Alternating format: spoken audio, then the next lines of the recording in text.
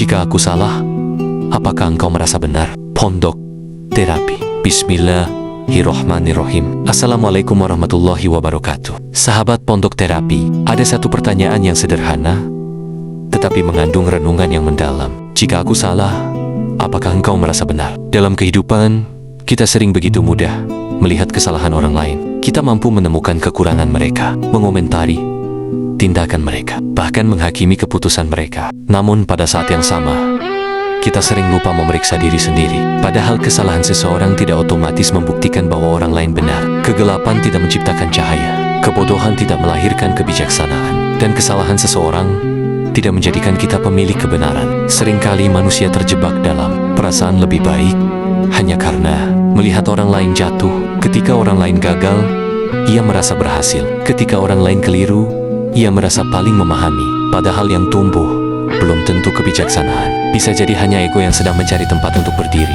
Dalam pandangan filsafat kehidupan, kebenaran bukanlah alat untuk meninggikan diri. Kebenaran adalah cahaya yang seharusnya membuat manusia semakin rendah hati, semakin berilmu.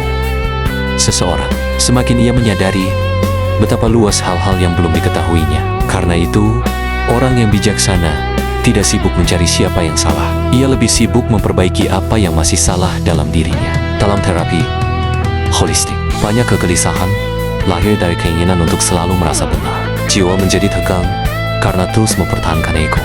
Hati menjadi sempit karena tidak memberi ruang untuk belajar. Padahal pertumbuhan hanya terjadi ketika seseorang berani berkata, "Mungkin aku belum memahami semuanya." Maka ketika engkau melihat kesalahan, jangan jadikan itu alasan untuk merasa lebih tinggi. Jadikanlah itu cermin untuk bercermin kepada diri sendiri. Tanyakan bukan mengapa dia seperti itu, tetapi apa yang bisa kupelajari agar tidak melakukan kesalahan yang sama. Sebab hidup bukan perlombaan mencari siapa yang paling benar. Hidup adalah perjalanan untuk menjadi lebih bijaksana dari hari ke hari. Hari ini mungkin aku yang salah, besok mungkin engkau, dan lusa kita berdua sama-sama membutuhkan pengertian dan maaf.